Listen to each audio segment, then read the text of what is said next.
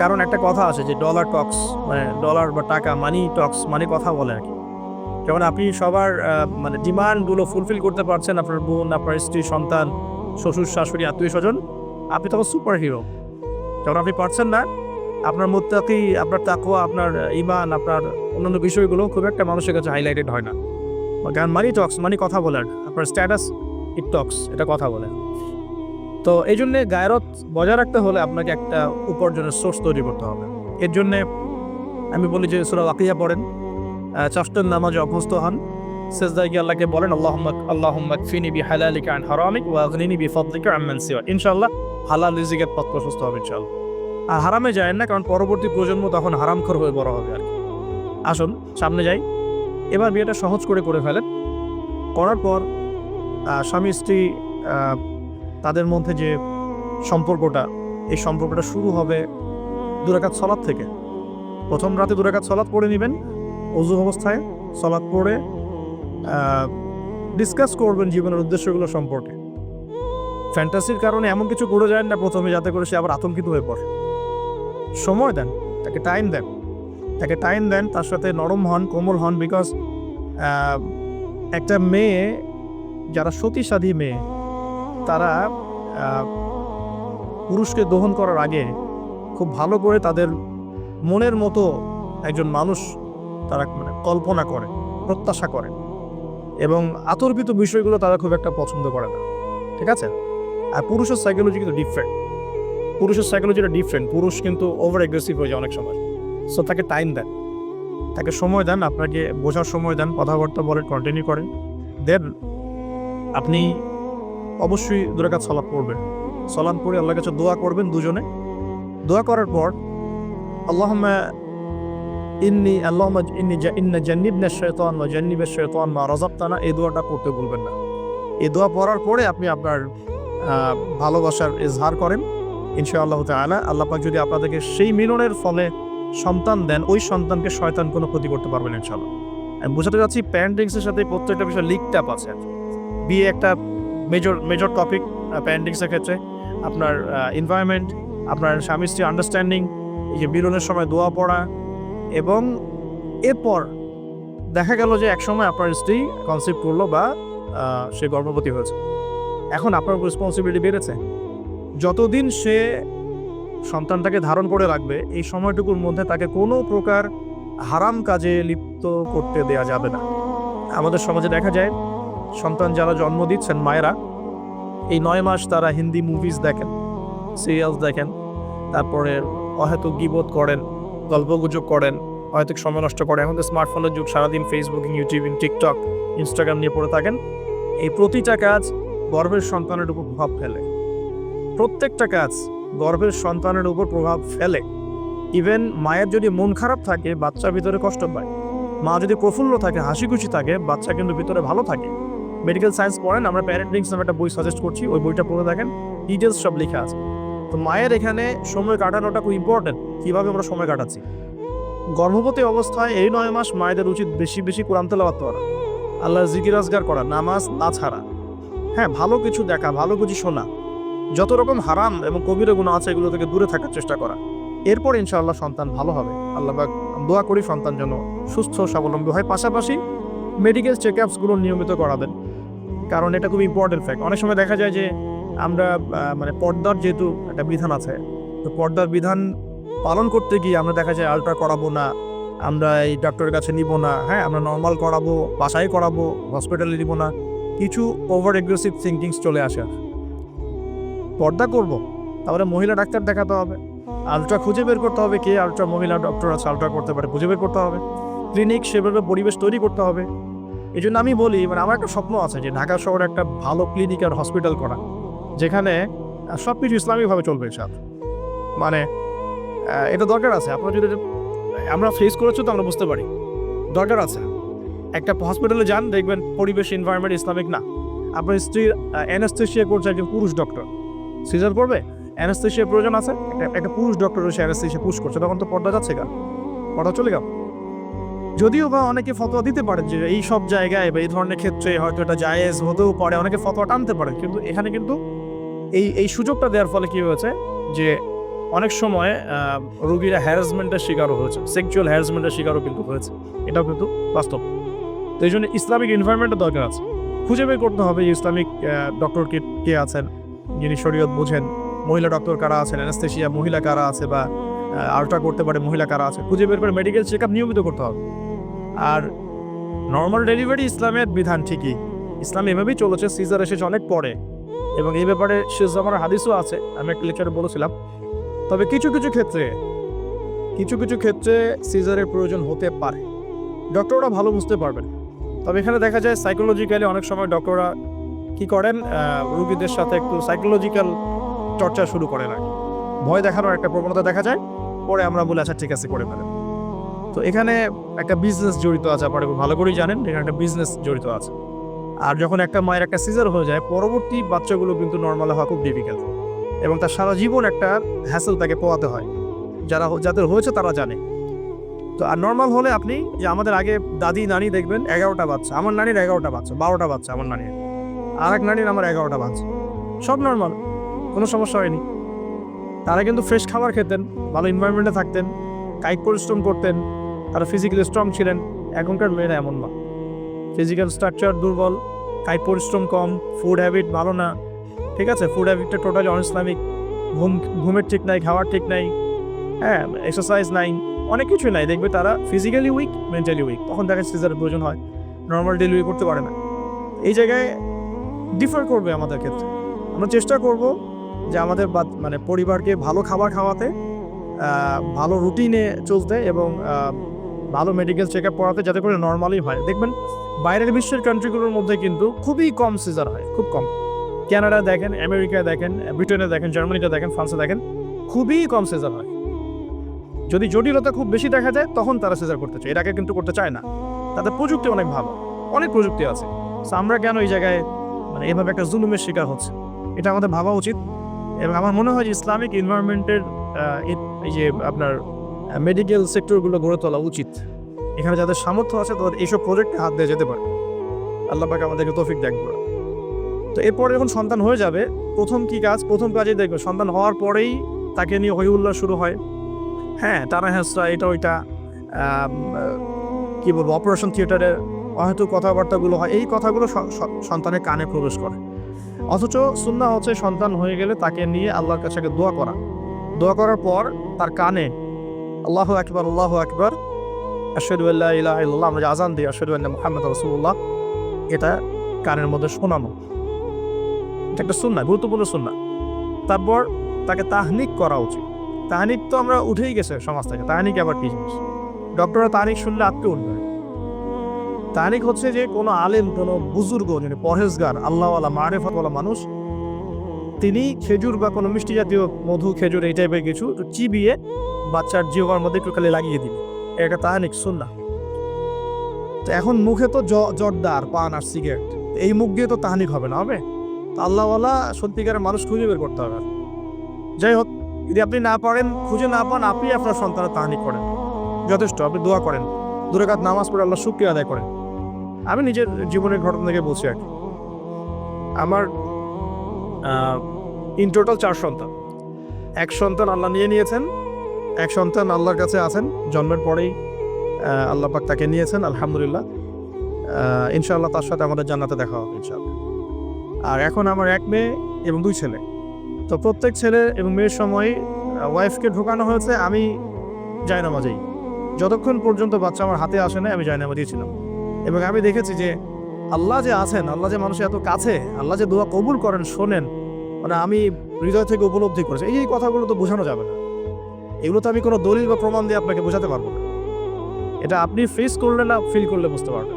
তো সেজদায় দোয়া করতে করতে চোখের পানি ফেলার সাথে সাথে দেখা যায় যে নার্স এসে বলেছে আমাকে যে আর কাঁদতে হবে না, এই যে মেয়ের কান্না শোনেন। এমন হয়েছে আমার সাথে। কারণ মানে স্ত্রীর যে প্রসব বেদনা, এটা দেখে কিন্তু স্বামী আসলে ঠিক থাকতে পারে, তাতে প্রচণ্ড কষ্ট হয়। এবং এই কষ্টটা এই কারণেই হয়তো নবী সাল্লাল্লাহু আলাইহি ওয়াসাল্লাম বলেছেন, তোমার সবচেয়ে সেরা অধিকার পাওয়ার, ভালো ব্যবহার পাওয়ার অধিকার রাখে তোমার মা, এরপর তোমার মা, তারপরেও তোমার মা, এরপর তোমার বাবা। তো মায়ের এই যন্ত্রণা শুধু মায়েরাই বুঝতে পারে। তো আপনি যদি জান্নাত পেতে চান, মায়ের সেবা করেন, মায়ের খেদমত করেন, মাকে সন্তুষ্ট রাখেন, ইনশাল্লাহ জান্নাত পেয়ে যাবেন ইনশাআল্লাহ। আর এই যুগে কিন্তু মা বাবা ছেড়ে দাস দাসীর মতো আচরণ করা হয়। তো খেয়াল রাখবেন এই বিষয়গুলো, মায়ের হকটা কখনো নষ্ট করেন না।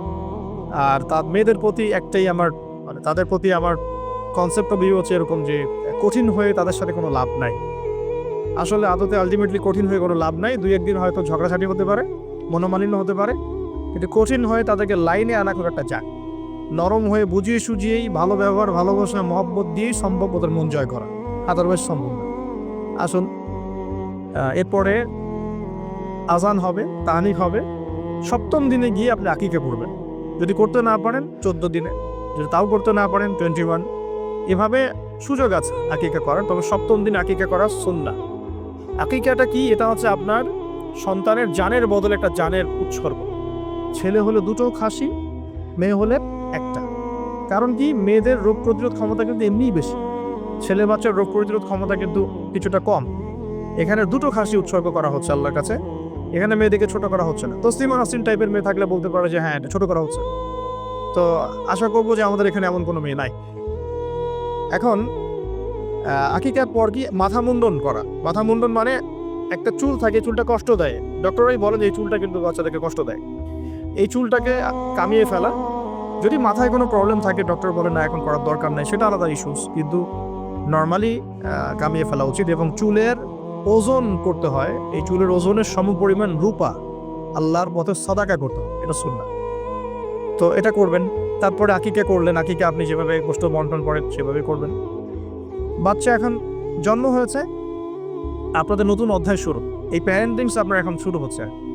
এখন আপনার জন্য প্যারেন্টিংস বইটা আমি সাজেস্ট করছি এবং আমি কিছু বলে দিচ্ছি। দেখুন, আদম আলাইহিস সালামের দুই ছেলের সম্পর্কে প্যারেন্টিংসের মধ্যে কথা এসেছে। আদম আলাইহিস সালামের 2 ছেলের সম্পর্কে কিন্তু কথা এসেছে। 1 নাম্বার হাবিল কাবিলের ঘটনা মনে আছে? 2 সন্তান পরস্পরে হিংসা বশত কিন্তু এক ভাইকে হত্যা করে ফেললো। যদি আপনাদের একাধিক সন্তান থাকে, কারো প্রতি পক্ষপাতিত্ব করতে চায় না, তাহলে কিন্তু হাবিল কাবিলের মতো সম্পর্ক করবে আর কি। আর এই যুগে তো হাবিল কাবিলের সম্পর্ক এখনো চলছে। এখানে বহু কাবিল ঘুরে বেড়াচ্ছে দাড়ি টুপি নিয়েই, তাই না? এখন হাবিল কাবিল সম্পর্ক তো এখন আছে। আর কুরবানি কবুল হচ্ছে, আমারটা হচ্ছে না কেন? খেদমত হচ্ছে, আমি পারছি না কেন? মানুষ ওখানে ছুটছে, আমার কাছে আসে না কেন? ওই ওয়াজে 2 লাখ লোক হচ্ছে, আমার ওয়াজে হচ্ছে না কেন? হাবিল কাবিল সম্পর্ক তো আছেই আর কি। তো কাবিল কি করবে? হাবিলকে এলিমিনেট করার চেষ্টা করবে, হাবিলকে দুনিয়া থেকে সরাতে হবে, তাহলে সে সফল, তার ধারণা এমন। অথচ এই কাজের ফলে কি হয়েছে? তার আমল নামের সমস্ত খুনের গোনা কিন্তু যাচ্ছে একটা একটা করে। আল্লাহ পাক সবসময় সত্যের সাথে থাকেন, অনেস্টির সাথে থাকেন। আল্লাহ পাক সবসময় নূর এবং মারিফতওয়ালা মানুষের সাথেই থাকেন। আল্লাহ পাক কখনোই ইবলিস এবং কাবিলের সাথে থাকেন। আল্লাহ পাক বোঝার তৌফিক দেখ। সামনে যান। নূহ আলাইহিস সালামের জীবনেও কিন্তু প্যারেন্টিংস আছে। দেখেন, এক সন্তান ইসলাম কবুল করছে না। তো এমন হতে পারে যে দীর্ঘদিন আমার একাধিক সন্তান, আমি আমার সর্বোচ্চ পরিশ্রম করছি সন্তানের পিছনে, তাদের ভরণ পোষণ, খাওয়া দাওয়া, এডুকেশন সবকিছু, তারপরেও জীবনের এক পর্যায়ে গিয়ে একজন বিভ্রান্ত হয়ে গেছে। এটা হতে পারে, এটারও সুযোগ আছে। এতে আপনি দোষী হবেন না ইনশাআল্লাহ, কারণ আপনি আপনার চেষ্টাটা অব্যাহত রেখেছিলেন। তো একটা কথা বলতে ভুলে গেলাম যে ওই যখন হাবিল কাবিলের কথা এসেছে, তখন একটা কথা বলতে ভুলে গেছি যে ওই ইউসুফ আলাইহিস সালামের কথা মনে আছে নিশ্চয়ই। এই যে 11 সন্তান, 11 ভাই যে ইউসুফ আলাইহিস সালামের এগেইনস্টে যে ষড়যন্ত্র করছে, কারণ কি? কারণ বাবা ইউসুফকে খুব বেশি ভালোবাসে, বাবা ইউসুফকে অনেক আদর করে, তার খুব খুব চমৎকার সুন্দর দেখতে। এমন হয় না যে একটা বাচ্চা খুব সুন্দর, বা আপনার বড় মেয়ে আপনি বেশি আদর করেন, একটু বেশি আদর করেন, হ্যাঁ? তো এই জায়গাটা কিন্তু সতর্ক থাকতে হবে যে সন্তান একাধিক হয়ে গেলে আবার হিংসাত্মক মনোভাব গড়ে না ওঠে। এই জন্যে ছোটোবেলা থেকে শিক্ষা দিতে হবে যে সে তোমার বড় আপু, সে তোমার ভাই, হ্যাঁ? সবাইকে আপনার একটা ইনসাফ প্রতিষ্ঠা করতে হবে। কোরআনে অনেক দলিল আছে। আপনি ইব্রাহিম আলাইহিস সালামের ঘটনা দেখেন, যে তার সন্তানকে মানুষ করেছে তার মা হাজরা আলাইহিস সালাম। ইব্রাহিম আলাইহিস সালাম কিন্তু সেখানে রেখে চলে আসছেন, মানুষ করেছে কিন্তু তার মা।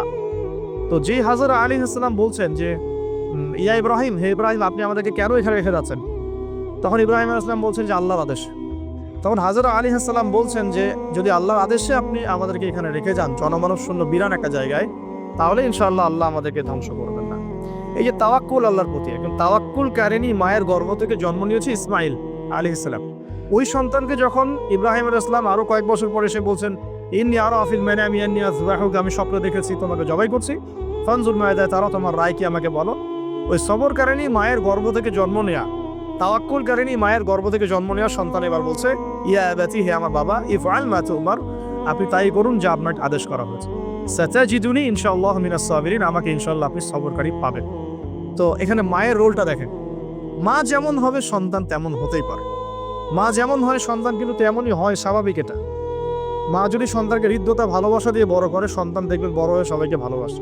মা যদি সন্তানকে কনফিডেন্স দেয় যে বাবা তুমি পারবে, জীবনে অনেক কিছু করতে পারবে, তোমার মধ্যে এই প্রতিভা আছে, ইনশাল্লাহ তুমি পারবে, সন্তান বুস্ট আপ পিছন থেকে পারবে ইনশাল্লাহ।